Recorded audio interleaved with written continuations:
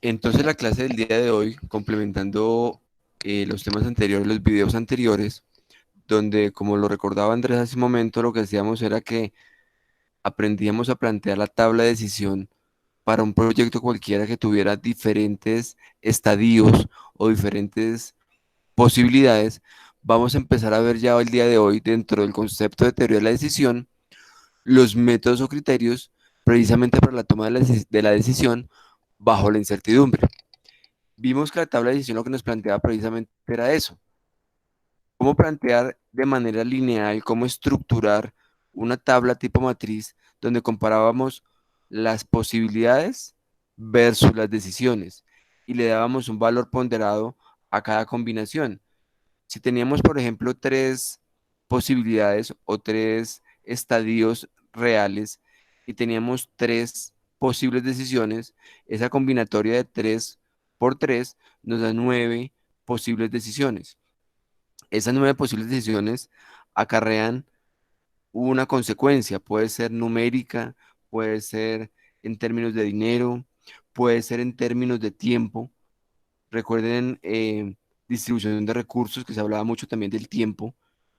Puede involucrar incluso, aunque lo hace un poquito más complejo, pero puede ser así si uno logra comparar decisiones cualitativas, decisiones que logremos realmente comparar para tomar la mejor de ellas. En este caso, el día de hoy, este video, que parte también de la teoría de la decisión y de las tablas de decisión, vamos a ver algunos métodos cuantitativos. Acá no vamos a ver los cualitativos, eso se sale del concepto del curso por ahora, pero vamos a ver entonces los cuantitativos. Para iniciar el video del día de hoy, yo quiero que resaltemos y que recordemos algunos aspectos a que debemos tomar en cuenta cuando vamos a tomar una decisión. La primera es que toda decisión trae unas características, trae consigo el concepto de que sepamos total o parcialmente qué puede suceder o qué va a suceder, y eso se le llama certidumbre. ¿Recuerdan el video anterior? También trae un concepto que es inherente a cualquier situación que evoluciona sin importar si es cierta o incierta, es decir, sin importar si hay certidumbre parcial o si hay incertidumbre. Y eso se llama o se denomina el riesgo. El riesgo es cuando uno toma decisiones, a menos que esté 100% seguro del resultado y tenga el 100% de los recursos, tengamos en cuenta eso, porque a veces uno puede estar seguro del resultado, pero no tiene los recursos para abordarlo, para afrontarlo. Siempre va a haber un riesgo. El riesgo implica que las cosas no se den como yo las necesito, o que se den pero que yo no pueda aprovecharlas, o que incluso haya otros actores dentro de mi proceso, que también es muy común en las ciencias administrativas, y por lo tanto haya niveles de riesgo más bajos, medianos o altos. Complementando los aspectos a tener en cuenta, también tenemos que ver que en la mayoría de ellos hay ciertos niveles de incertidumbre que se complementan precisamente con los niveles de certidumbre. Cuando no sabemos qué va a pasar, a eso se le denomina incertidumbre, precisamente tenemos que abordar y aumentar o minimizar, depende de qué podemos hacer dentro de nuestro procedimiento, el riesgo. Recordemos, por ejemplo, en este momento se me ocurre un ejemplo cualquiera. Cuando una persona quiere invertir en la bolsa de valores, quiere invertir en acciones o quiere invertir en mercado de divisas en el extranjero, que es el que se denomina Forex, o quiere hacer una inversión en finca raíz o quiere abrir un nuevo negocio, siempre va a haber niveles de certidumbre, de incertidumbre y de riesgo. Por ejemplo, si alguien en febrero de este año compró acciones de Avianca, viendo con cierto nivel de certidumbre, fíjense cómo se lo voy a contar, con cierto nivel de certidumbre que Avianca desde hace mucho tiempo ha tenido una empresa sólida, aunque ha cambiado de dueños, cambió de ser una empresa colombiana manejada por una de las familias más ricas del país, cambió a ser manejada y ser o estar en la propiedad de un multimillonario brasilero, Efromovich, cambió a un escenario en el cual hubo cierto nivel de conflicto, dado que Efromovich buscó inversores extranjeros como TACA de Centroamérica, que es una aerolínea muy grande también a nivel Centroamérica, que es propiedad del señor Crietel, y también con una aerolínea muy conocida estadounidense. Hasta ahí todo funcionaba muy bien hace 3 años, pero empezaron los conflictos, empezó la empresa estadounidense a invertir en Avianca y el señor Crietel con TACA también a invertir, y entonces empezó Efromovich, eso se supo mucho después, a tomar ese dinero y a no invertirlo totalmente en la aerolínea, o los resultados de esa inversión en la aerolínea tampoco reinvertirlos totalmente, sino desviarlos a empresas familiares que no eran directamente el negocio. Ahí empieza lo que empezó lo que se asoció inicialmente con una certidumbre de que habían que era una empresa muy sólida, empezó a jugar el riesgo que corrieron los accionistas nuevos, los americanos y los centroamericanos, americanos me refiero a norteamericanos, claro está, ellos corrieron un riesgo y ese riesgo empezó a aumentar o empezó a revertirse en situaciones que no iban a manejar del todo, es decir, empezaron a subir los niveles de incertidumbre. Incertidumbre porque es un negocio dinámico donde actúan personas, donde cada uno piensa de manera diferente y entonces las inversiones no son tan fáciles. Y si continuamos con el ejemplo, ¿qué pasó con una persona que de pronto invirtió algún dinero en acciones de Avianca en febrero, pensando que ya se había calmado? Esto de Avianca que les acabo de contar fue 2019 aproximadamente, pero aparte de todo, llegó el problema de la pandemia del coronavirus. Ahí se complicó un poco más y el riesgo aumentó más, en el sentido de que el riesgo sigue siendo el mismo, pero se combina con otros riesgos. Es decir, el riesgo corporativo de hace 5 años era muy bajo, porque Avianca era una empresa sólida. Y el de hace 10 años era aún más bajo porque era una empresa sólida, pero que también los propietarios eran una de las familias más poderosas y con más dinero de Colombia. Cuando pasó al brasilero, pues el riesgo se combinó. Entonces el riesgo total se hizo un poco más grande y la incertidumbre también empezó a reinar.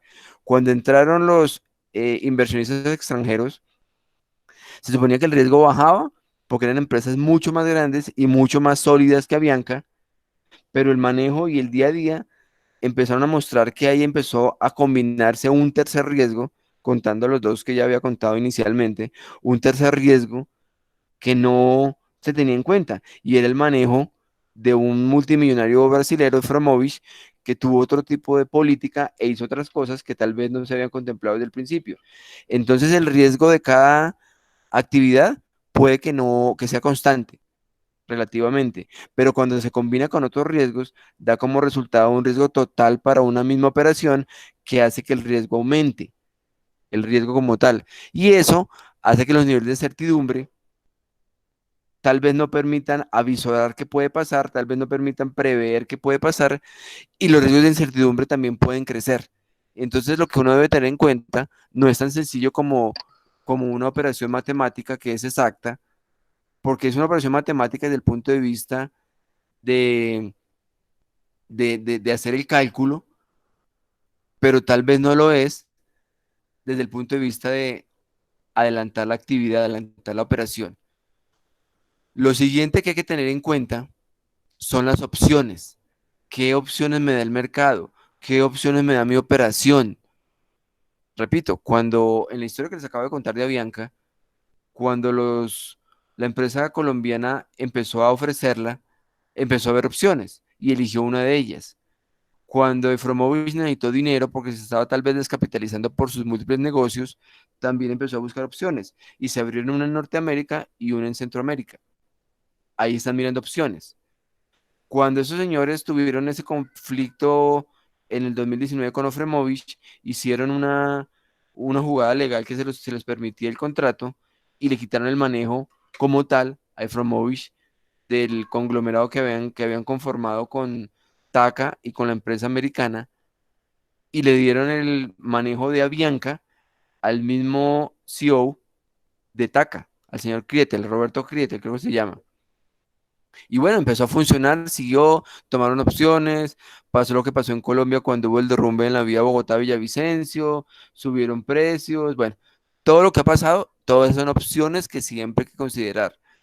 En este curso vamos a ver ejemplos y aplicaciones con, con casos de la vida real que no son ficticios desde el punto de vista de que no puedan existir, sino que son obviamente ideados por el profesor para ambientar la clase, pero cuando uno va a un problema de la vida real, tiene muchas más opciones.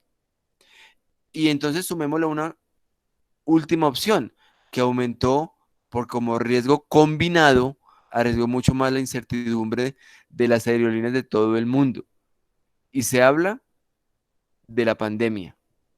Vean la opción que intentó tomar Avianca. Empezó a ofrecer pasajes desde mayo. Y en mayo, evidentemente, aún no se ha dado la autorización. Entonces tuvo que haber un pronunciamiento del gobierno nacional muy grande, se frenaron, devolver dinero, bueno, todo esto. Entonces tengan en cuenta que siempre hay que tener presentes todas las opciones. Por lo mismo, dado que uno va a abrir una sombrilla de opciones para el negocio que esté manejando, para el proyecto que esté manejando, hay que tener en cuenta dos temas muy importantes. Uno, los costos asociados a la operación y los costos asociados a asumir alguna o algunas de las opciones de las que hablamos en el punto anterior. Y por lo mismo, tómenme este consejo para ser administradores de empresas. Siempre comparen en todo momento cuando tengan que tomar una opción o elección, comparen el costo versus el costo de oportunidad. Es decir, comparen lo que deben ustedes afrontar, lo que les debe costar una opción que han tomado versus el que podrían hacer con el dinero o con los recursos si no la toman, esa opción, y más bien los involucren en otro proyecto o en otra opción o en otra posibilidad.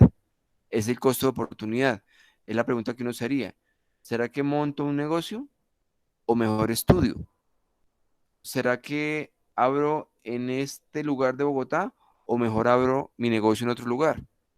Entonces, cuando uno involucra el costo de oportunidad, siempre tiene que tener una opción alternativa y ante ello debe también tener escenarios.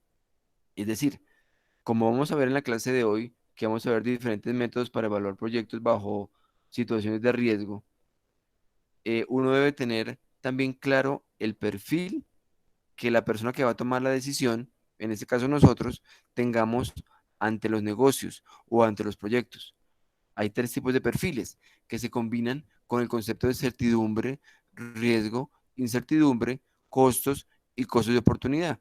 Son el perfil conservador, el perfil medio y el perfil avanzado o perfil arriesgado.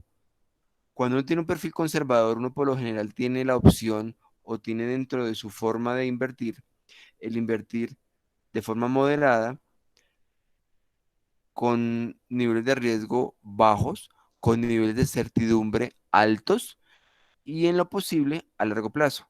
Es cuando intenta lograr que el valor del dinero en el tiempo se mantenga, cuando intenta lograr que tenga uno un proyecto que le dé crédito, le dé réditos a más largo plazo, cuando su afán no es potenciar la inversión en el corto plazo para de una vez retirarse, sino tener un proyecto, llamémoslo proyecto de vida, a más largo plazo y poder continuar con sus versiones. Pero también hay un perfil intermedio o perfil moderado en el cual lo que se hace es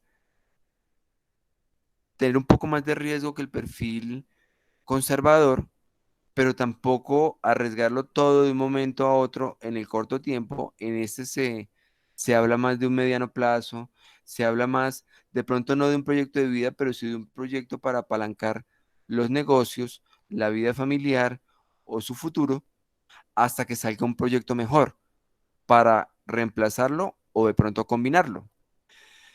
Pero hay un tercer nivel, llamémoslo el perfil avanzado o el perfil arriesgado, que es en el cual no se está buscando tener un proyecto que dure en el tiempo, sino se proyecta tener ganancias en el corto plazo. Ese tipo de inversiones, ese tipo de administradores, lo que buscan es tener un mercado donde puedan tener muchas opciones, escoger una, la mejor para el corto plazo, incluso para el inmediato plazo, invertir, poder tener el dinero para volver a luego invertir en uno más que les dé un mejor crédito de pronto y no tener, ellos quieren reducir el riesgo que viene inherente a que un proyecto con el tiempo empiece a disminuir, como todo proyecto. Todo proyecto con el tiempo tiende a disminuir los resultados. En general, estoy hablando, claro, hablar de proyectos específicos que se demoren más tiempo, eso es evidente. Pero en este caso, el perfil avanzado o arriesgado lo que busca es ir de proyecto en proyecto, pudiendo invertir su dinero, también recuperarlo, también tomar lo que ya invirtió más las ganancias y buscar otras posibilidades. Es el concepto de niveles de riesgo que existen en una inversión o en una decisión bajo incertidumbre. Por lo mismo, hay que tener en cuenta, como cuarto aspecto, tener en cuenta la inversión. ¿Cuánto, cómo y de qué forma yo voy a invertir? ¿Qué es lo que voy a hacer? ¿Cuánto tiempo espero tener resultados para recuperar y para volver a tener el dinero? Por lo mismo, lo que se puede evaluar es el nivel de recuperación de la inversión precisamente. Es darnos cuenta eh, qué tanto va a recuperar la inversión. Esto, en mi concepto, cuando ustedes vayan a hacer una inversión, debe ser inversamente proporcional al riesgo. Es decir, si el riesgo es muy alto, la idea es recuperar en el corto plazo, ahí está lo inversamente proporcional, algo que funciona de manera proporcional directa, es decir, la ganancia. ¿A qué me refiero? Uno debería invertir, si invierte a largo plazo, debería invertir a bajo riesgo con ganancias bajas o moderadas. Pero si invierte a corto plazo, el riesgo es mucho más alto, pero uno también debe buscar rendimientos altos. Entonces, el riesgo versus el tiempo tiene una relación inversa. Bajo riesgo, largo tiempo. Corto tiempo, alto riesgo. Mientras que los resultados deben ser directamente proporcionales al nivel de riesgo. Si yo invierto poco con bajo riesgo, pues no debería ni podría esperar mucho rendimiento. Si yo invierto una cifra un poco más alta, em, en el corto plazo, ahí viene lo inverso. Corto plazo, alta ganancia. Presupuesta en el tiempo los ingresos y los egresos de una operación. Uno utiliza, por ejemplo, y aquí estoy involucrando aspectos financieros porque son importantes, el concepto de un flujo de caja proyectado, donde uno sabe cuáles son las necesidades de caja, cuáles son los ingresos, cómo puede responder, cuáles son los egresos, cómo puede responder también por ellos, y al final le queda a uno digamos, un remanente que puede, aunque está proyectado en el tiempo, con un concepto denominado tasa de descuento, uno puede traer esos valores futuros a un valor presente y permitir comparar la inversión actual versus un único valor que es resultado de traer todos los dineros que va uno a presupuestar, obtener en el futuro en una proyección financiera, traerlos al presente. Entonces uno compara el valor de la inversión actual versus esa, yo la llamo como una traducción en el tiempo de lo que uno obtiene en diferentes momentos y las trae a valor presente. Entonces uno compara. Y con la tasa interna de retorno es una de las herramientas que permite hacer esa operación para saber si el retorno precisamente, la palabra lo dice muy claro, va a ser positivo o negativo. Entonces, también tiene en cuenta lo siguiente, que uno ha invertido un dinero, ese dinero lo hace uno bajo varias opciones, evaluando su costo de oportunidad, evaluando el nivel de recuperación de la inversión, utilizando herramientas como la tasa interna de retorno, pero hay que tener en cuenta que ese dinero, por estar invertido, tiene un costo. Es decir, por más que uno invierta un dinero y dentro de un periodo de, por dar un ejemplo, 5 años le devuelvan el mismo dinero, uno ahí estaría entrando en pérdida, porque el dinero tiene un costo en el tiempo, que debe ser en el modelo más conservador y menos ambicioso es lo mínimo que uno debería esperar recuperar de un proyecto modelado en cualquier aspecto de la vida de un administrador de empresas, pero en este caso de la clase de hoy, en teoría de la decisión, porque uno debe por lo menos recuperar el costo del dinero del tiempo y en una mejor medida o de manera más adecuada, por lo menos obtener el costo de oportunidad de invertir ese dinero en otro proyecto. Si uno tiene la habilidad de no solo recuperar el costo del dinero del tiempo, sino también de superar el costo de oportunidad que otras posibilidades le dan, está uno siendo exitoso, está uno escogiendo un negocio adecuado. Finalmente, cuando su inversión termina, uno debe tener en cuenta que si uno invirtió en algún tipo de activo, esos activos después de haberle descontado la depreciación en el tiempo, lo cual es normal, deben poder ser recuperables como un costo de salvamento. El costo de salvamento es el dinero que ustedes pueden recuperar por lo que invirtieron inicialmente como costo. Si ustedes hacen un negocio y dictaminan con quien hacen el negocio que al terminar el negocio van a poder vender la maquinaria o a recuperar la inversión en cierto modo o a arrepentirse con algún tipo de cláusula, uno tiene un costo de salvamento, es decir, uno recupera una parte de la inversión. Cuando uno hace, por ejemplo, un arriendo y firma una cláusula de permanencia, uno de pronto da un avance del dinero, pero uno también puede negociar en esa cláusula que uno va a tener un valor de salvamento. Es decir, si me arrepiento antes de que termine el negocio, se me va a volver un porcentaje del dinero que yo invertí. No lo voy a perder todo, si fuera el caso, en este ejemplo. En otro ejemplo, uno pues, de pronto puede comprar maquinaria. Uno puede venderla como maquinaria usada con algún tipo de depreciación, pero eso lo recupera. Es decir, eso se convierte en una parte también del costo de salvamento. Y así, con cualquier tipo de inversión, sobre todo en activos y sobre todo en activos fijos, lo que uno utiliza cuando ha acabado el negocio o cuando se quiere retirar de él, negocio me refiero a un proyecto, estamos hablando de proyectos, uno recupera una parte del dinero porque recupera en parte su inversión. Eso se denomina un valor de salvamento. Recordemos entonces nuestro ejemplo del video pasado. Hablábamos de la posible inversión en dos sectores que evolucionan. Uno, un local en nuestro ejemplo, un inversor aquí a la derecha, en la parte superior, estaba intentando invertir en la compra de un local en un posible edificio que la Tadeo podría construir o que un inversor extranjero o de otro nivel podría construir, pero en todo caso en cercanías de la sede de artes gráficas y diseño de la universidad iba a tener un costo. Esto, digamos que esta foto corresponde aproximadamente al 2015. O tener otra opción, dado que había posibilidad de que la Tadeo construyera en otro sector o abriera otra sede en otro sector o tuviera operaciones en otro sector, aquí en el sector de la 21 con quinta, es esta parte, es un poco más al sur de la Universidad Central. Entonces fuera en la 24 con cuarta, acá arriba de la sede principal de la Tadeo, o aquí en la 21 con quinta, un poco más al sur de la Central. Si analizamos los costos, si analizamos cómo ha pasado el tiempo, en una siguiente foto, veamos que, por ejemplo, acá ya empezó una construcción en la 21 con quinta, mientras que la 24 con cuarta aún no han empezado. No sabemos si lo van a hacer, hay cerrados algunas partes de la vía, pero habría que seguir evaluando. Recordemos cuáles son las condiciones de cada uno de los ejemplos que habíamos puesto en el video anterior. La opción uno era comprar un local en un posible edificio, es decir, comprarlo sobre planos, es el ejemplo de arriba, en un local en el edificio de la calle 24. Ese tenía, aquí vamos a hablar de millones de pesos para redondearlo, pues vamos a trabajar como unidad de medida de los millones. El costo era de 400 millones de pesos, el de ese local.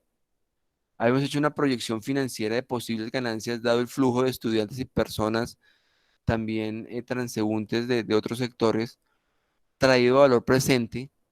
Decíamos con nuestro estudio financiero, nuestro departamento de finanzas, nuestro administrador de empresas de investigación de operaciones, hizo una proyección y dijo que el valor presente neto, es decir, traer el dinero de esos flujos futuros a valor presente, nos iba a resultar en un valor comparable para el día de hoy de ganancias de 900 millones de pesos.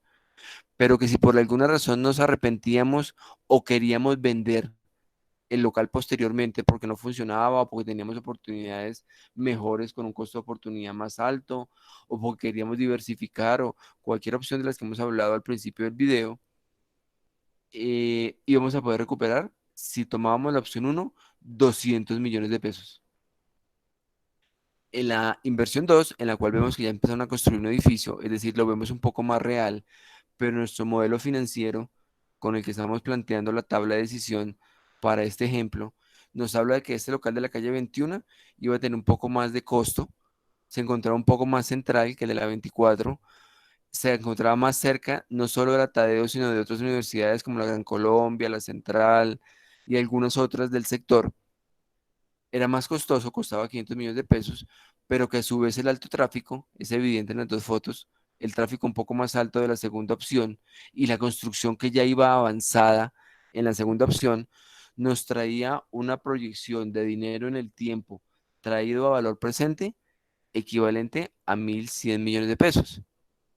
Y que también si en algún momento queríamos salir del negocio o arrepentirnos o cambiar o diversificar y necesitábamos dinero, podríamos vender el que nos había costado 500 millones de pesos, venderlo en 300 millones de pesos.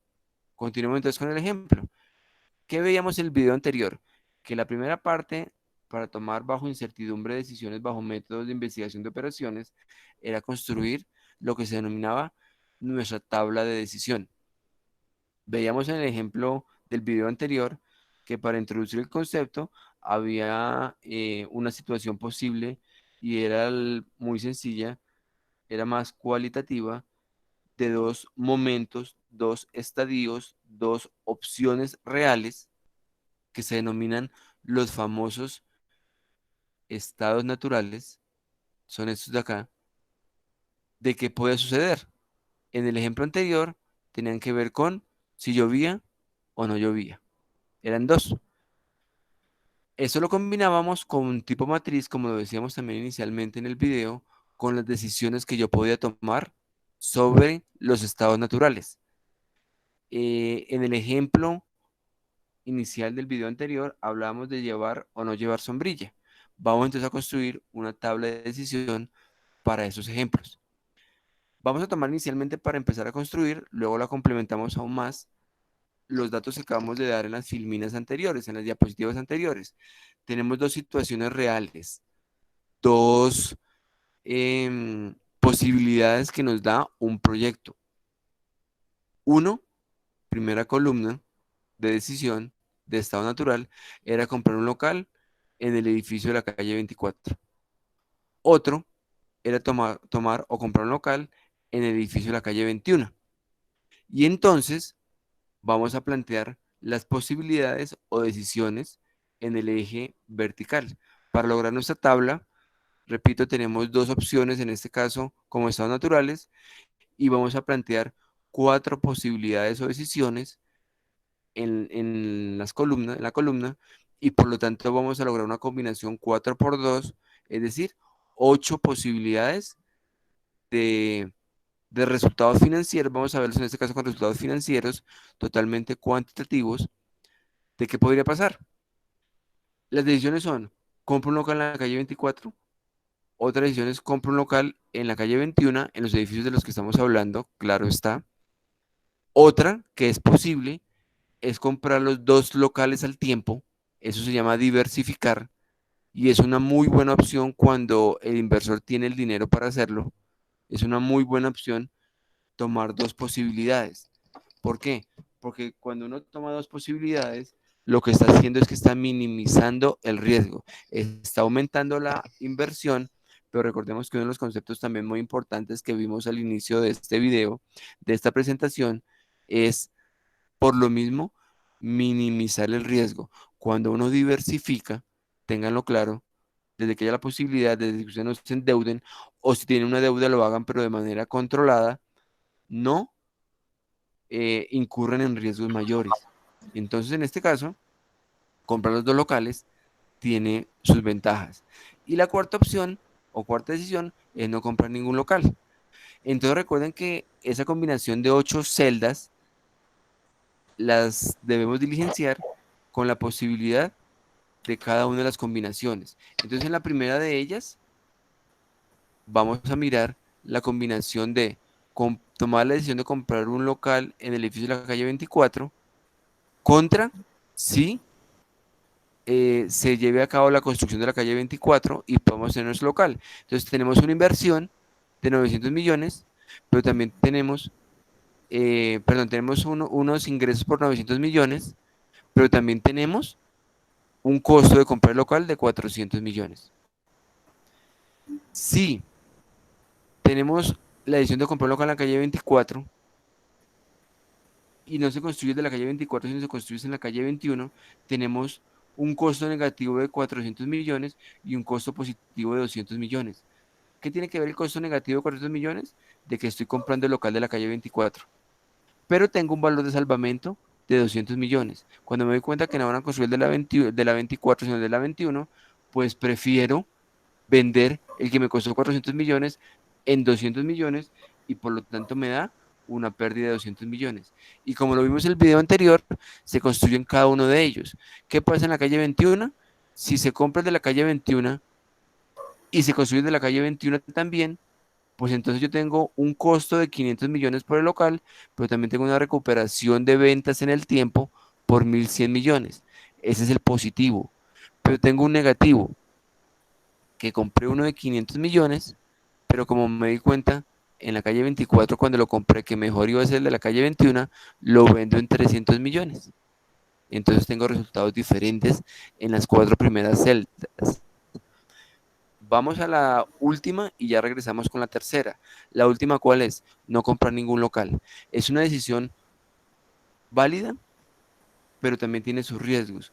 ¿Cuáles son los riesgos? El mínimo riesgo es si tenemos dinero para invertir y no hacemos uso de él, pues nuestro dinero pierde valor, no tenemos ganancias.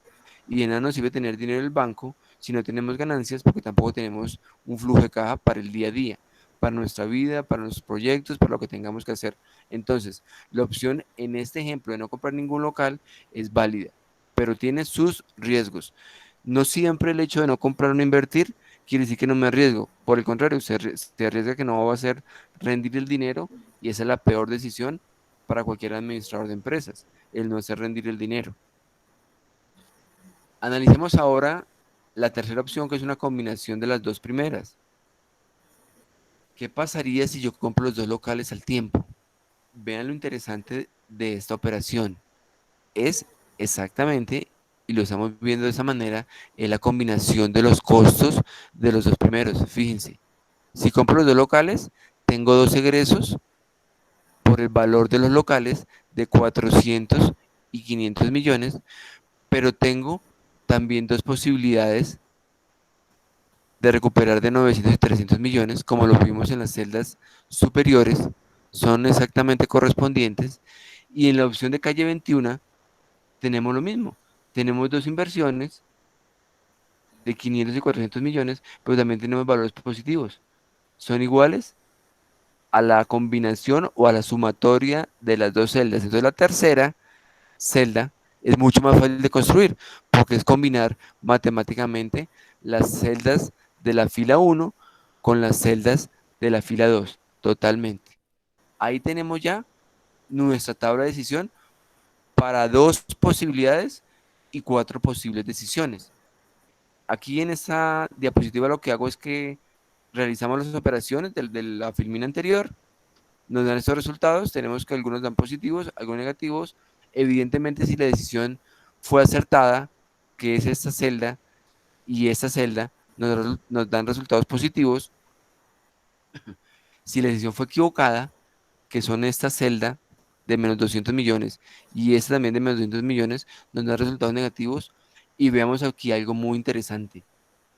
Fíjense que si tuvimos el dinero y logramos invertir en los dos negocios al tiempo, los dos nos dan positivo.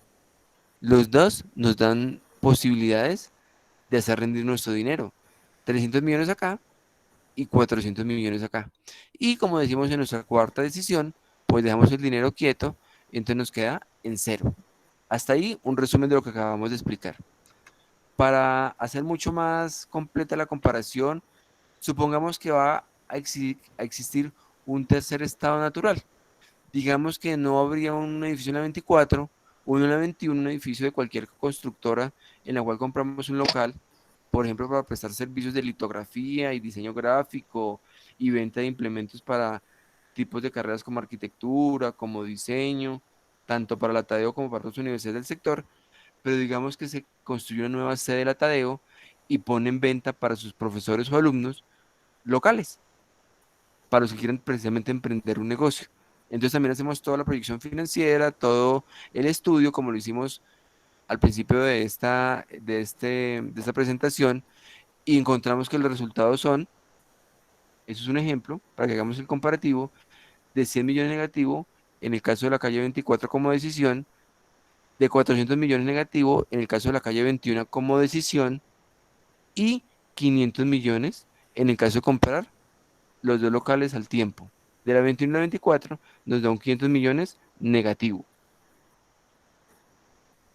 Empecemos entonces a ver precisamente cuáles son aquellos métodos que la disciplina de investigación de operaciones nos plantea para trabajar matemáticamente como criterio cuál decisión puedo tomar, cuál método puedo utilizar para tomar decisiones bajo incertidumbre.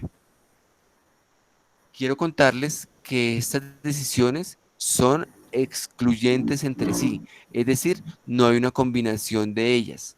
Lo que sí uno puede hacer es evaluarlo bajo diferentes escenarios, llamémoslo así, una evaluación por escenarios, pensar y definir cuál puede ser más acertado y de esa forma tomar la decisión. Eso sí puedo hacerlo. Eso sería mucho más completo mi análisis. ¿Qué estoy haciendo yo? Evaluando bajo diferentes criterios. Tomar en una mesa, colocar los 5 o 6 resultados que me den mis métodos cuantitativos de investigación de operaciones, cuantitativos, y de esa forma evaluar cuál creo que va a ser más realista y tomar mi decisión. Entonces vamos a ver primero el criterio BALT o Maximin, luego uno complementario contrario, que es el de Maximas. Luego hay uno de Laplace que nos permite también mover algunas cifras, algunos porcentajes. Luego el de Harwicks, que también nos permite trabajar con porcentajes. El de Savage y uno que se denomina probabilístico o de árboles de decisión. Vamos a ver entonces cómo trabajamos con cada uno de ellos. Vamos a empezar entonces con uno denominado el criterio de Wald o Maximin, que muchos llaman el pesimista. Tenemos acá entonces nuestro, nuestro tablero natural de decisiones, donde combinamos los estados naturales con las decisiones, con los ejemplos que vimos al inicio de la presentación. Entonces, ¿qué se hace? Se suma a nuestra tabla de decisiones una columna al lado derecho. Y fíjense por qué lo vamos a llamar entonces el escenario o el método pesimista. Esa columna va a incluir los mínimos resultados de cada decisión, es decir, los mínimos resultados de cada fila. Y con un criterio pesimista va a tomar la decisión.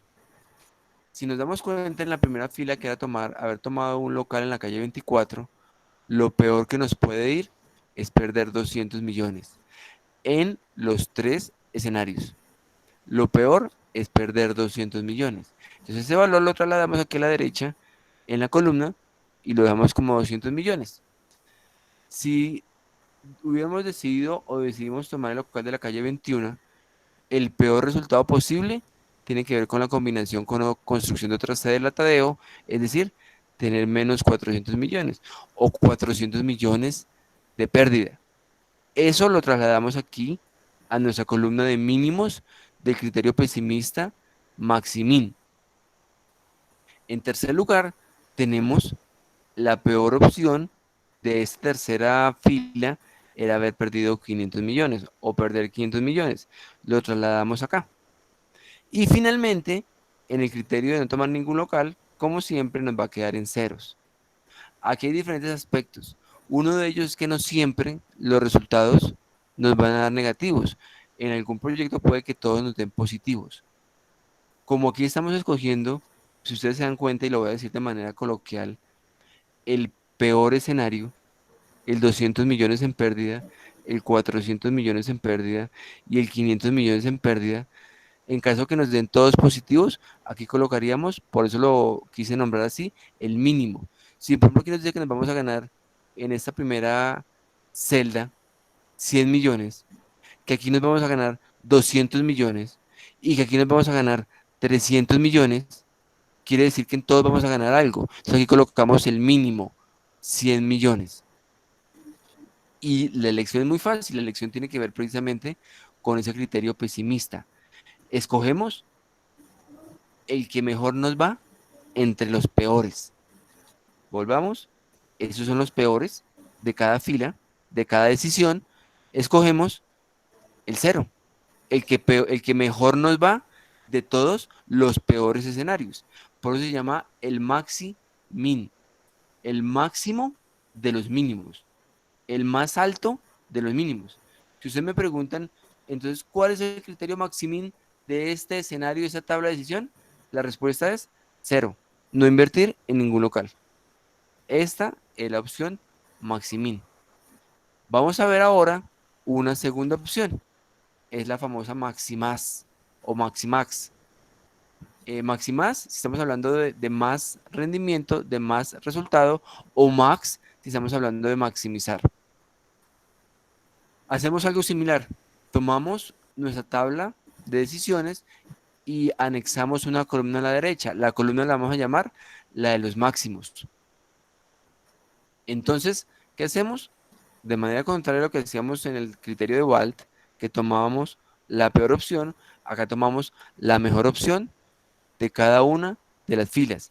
Si queremos calle 24 como decisión, la mejor opción que me pudo dar resultado es haber ganado 500 millones. Si tomamos aquí la mejor, tendríamos 600 millones. Si tomamos aquí la mejor opción, serían 400 millones. Y en el caso de no comprar ningún local, ¿cómo nos damos cuenta?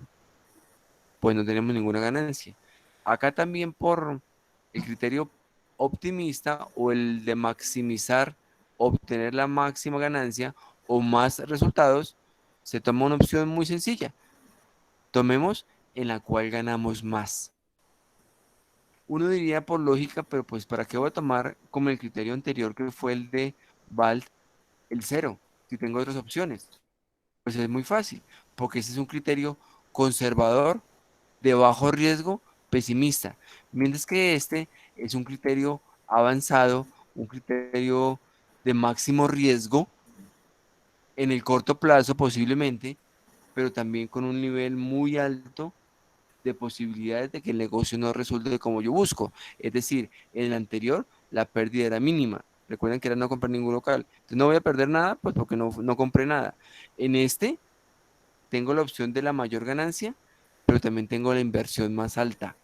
Fíjense que tengo la opción de inversión también más alta y por lo tanto estoy maximizando mis ganancias. Es contrario al anterior. El anterior pesimista, bajo riesgo, riesgo muy conservador. En este es un criterio optimista, máximo riesgo, un criterio precisamente muy alto de tolerancia al riesgo de las inversiones. Continuamos con un tercer nivel o un tercer método de evaluación de estados y de tabla de decisiones para una inversión. Esta se denomina la de razonamiento insuficiente o la PLAS. Ya vamos a ver por qué. Resulta que esta maneja un criterio que dice, no sé si me va a ir mal, ni sé si me va a ir bien. Es decir, tengo la mitad de posibilidades de que me vaya bien o la mitad de posibilidades de que me vaya mal. Soy 50-50, no sé para dónde ir. Tengo argumentos insuficientes, por eso se llama la de razonamiento insuficiente. No tengo ningún negocio en la 24 que sepa si me va a ir bien o me va a ir mal. En la 21 sí hay más negocios, pero no del mismo sector. Seguramente hay más tráfico de personas, pero no tengo antecedentes. No quiero arriesgarme del todo, pero quiero invertir mi dinero. ¿Qué hago? Pues tomen algo que se llama el alfa medio, la mediana o alfa del 50%, que 50% en términos absolutos significa un 0,5%. Y entonces calculen cuál va a ser mi posible ganancia. Mi posible ganancia se define como el alfa por la ganancia máxima más, aquí es muy importante tener en cuenta, más uno menos alfa por la ganancia mínima de esa decisión. Como tengo un alfa en 0,5 o 50%, tomamos para el primer caso 0,5 por la ganancia más alta o máxima de esa decisión, que era 500 millones, más 0,5 por la ganancia más baja de esta decisión, que era menos 200 millones. Hacemos la operación. Aquí me da 150 millones. En primer caso, 0,5 por 500 me da 250, más 0,5 por menos 200 me da menos 100, 250 menos 100 me da un resultado de 150. Y así con cada una de las cuatro decisiones totales o tres decisiones que me restan por evaluar. Acá con la máxima que es 600, con la mínima que es 400, haciendo la operación me da 100 millones. Acá con la máxima que es 400, acá con la mínima que es menos 500, me da un resultado de menos 50. Fíjense, 150, 100, menos 50, y como ya es usual, cero en esta última decisión. Entonces, el criterio de Laplace me dice, escoja el intermedio. Ya que usted escogió un alfa de 0,5, escoja el intermedio.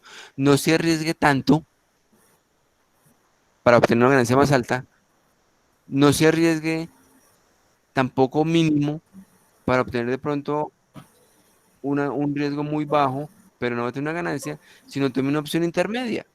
Entonces veamos, así como el criterio pesimista servía para un nivel de riesgo o de aversión al riesgo, donde me tenía un nivel bajo, no tiene como el de el anterior, el que vimos con un nivel de riesgo más alto, eh, también con un nivel de recuperación seguramente más alto, sino ese es para un nivel más moderado, para un nivel intermedio. Por eso fuimos con un alfa de 0,5, mitad y mitad, 50% sí, 50% no. Y estoy escogiendo un nivel intermedio de ganancia. Recuerden que aquí estamos comparando inversión versus ganancia versus recuperación.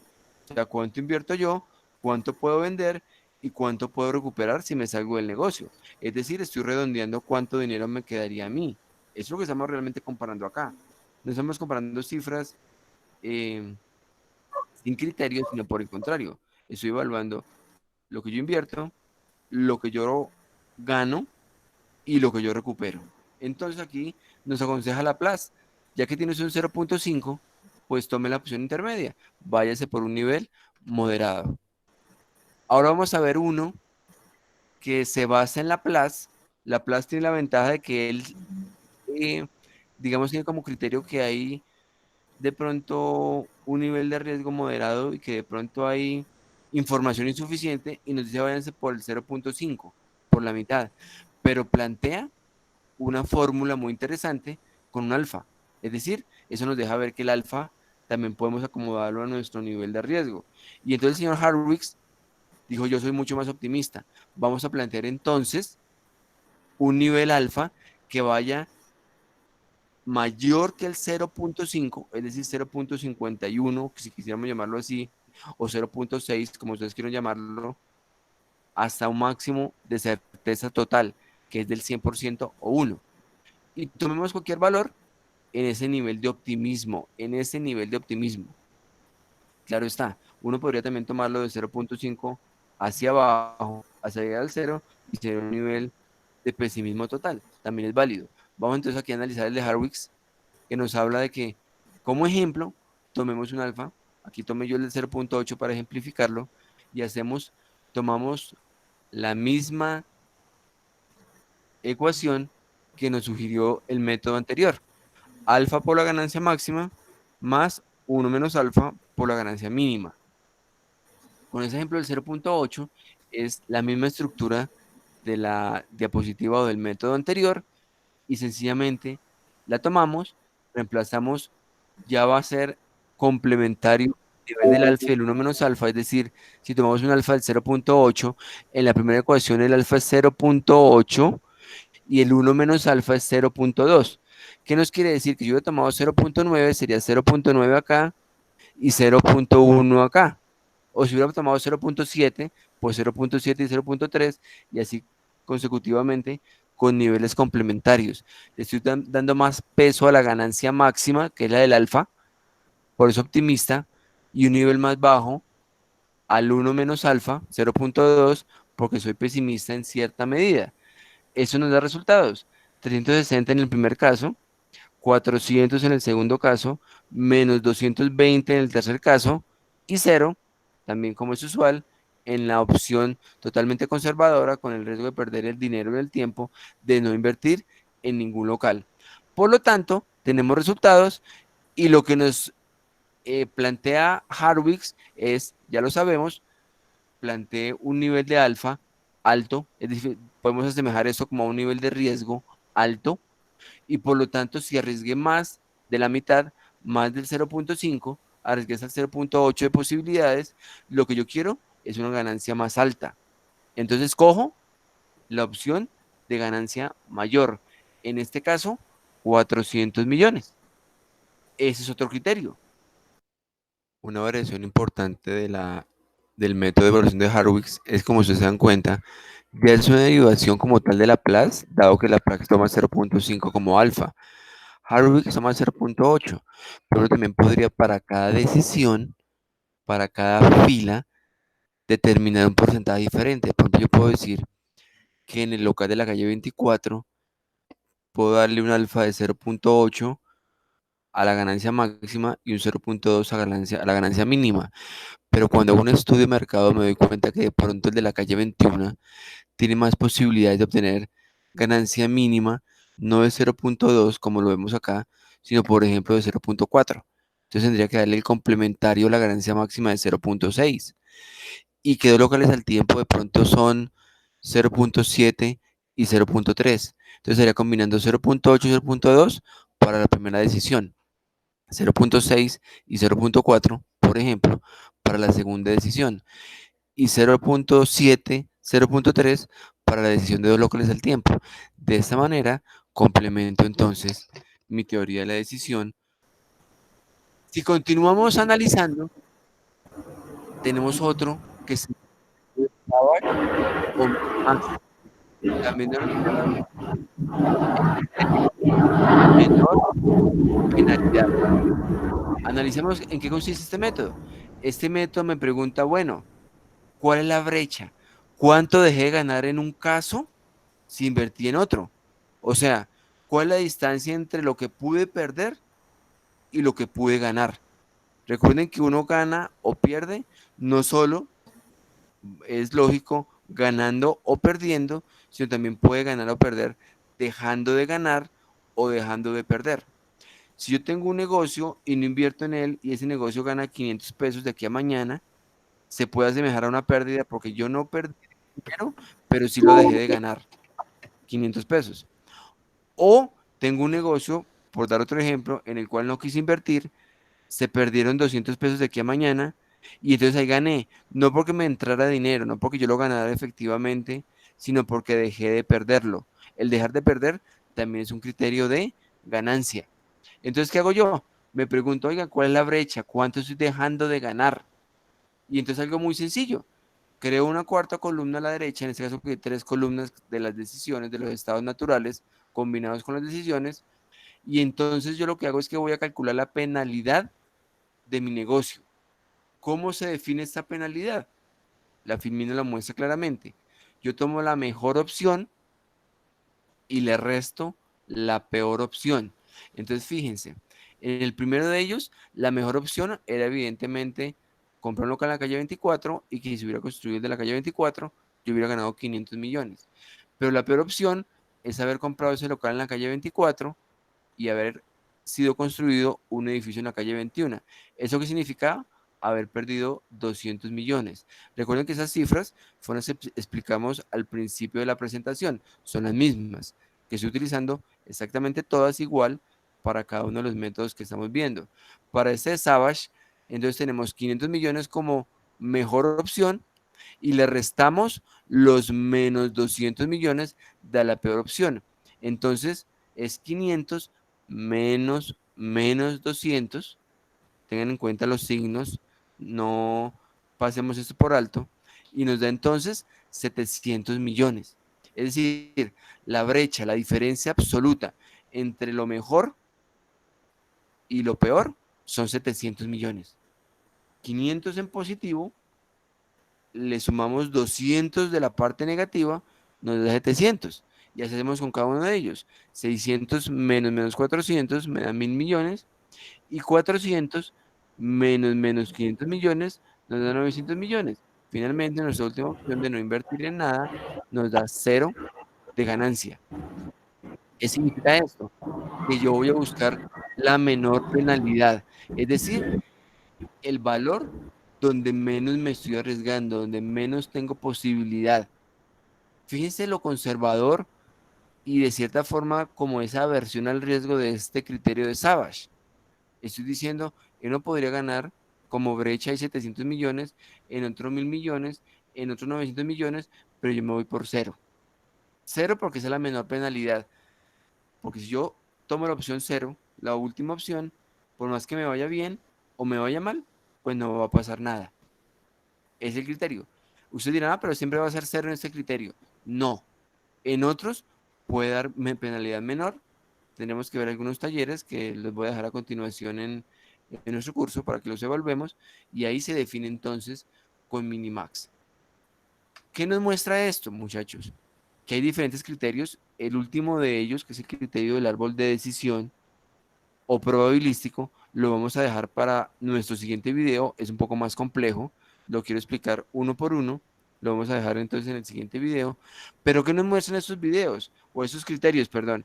Hemos visto ya el criterio Maximin, el Minimax, el de Savage, el de Laplace, el de Harwicks, el Maximax. Hemos visto todos estos que nos vemos aquí en nuestra pantalla. Estamos recordándolos. Son ellos que tenemos diferentes opciones. Repito, no podemos hacer una combinatoria de opciones, pero sí podemos tener en cualquier momento en nuestra mesa, en nuestro escritorio, la evaluación por cada uno de ellos y evaluar el momento exacto en el que yo me encuentro, si tengo socios, si tengo aversión al riesgo o si tengo por el contrario tolerancia al riesgo o si aún más tengo atracción por el riesgo. Ven que son tres diferentes: aversión al riesgo, no quiero invertir, riesgo mínimo; tolerancia al riesgo, riesgo moderado, un riesgo intermedio; o por el contrario, atracción hacia el riesgo, me gusta invertir, me gusta ganar dinero rápido. No quiero decir que sea dinero fácil, sino dinero rápido. Puedo recuperarlo, puedo volver a tener mi inversión, puedo salir de ella cuando yo necesite, puedo reinvertir en otro sector o en el mismo, o hacer yo mismo un negocio paralelo, una competencia. Bueno, hay muchas opciones en el mundo de los negocios para ustedes, los administradores de empresas. Entonces ellos son las formas de evaluar. Entonces, si quieren mi consejo, en la medida en que tengan información posible, evalúen un proyecto con todos los criterios que hemos visto. Veremos en el próximo video los probabilísticos o de árboles de decisión y de esa forma podemos definir entonces cuál utilizar. Entonces, hasta ese momento llega la explicación del día de hoy. Vamos entonces a hablar de los talleres que vamos a dejar a continuación. Gracias.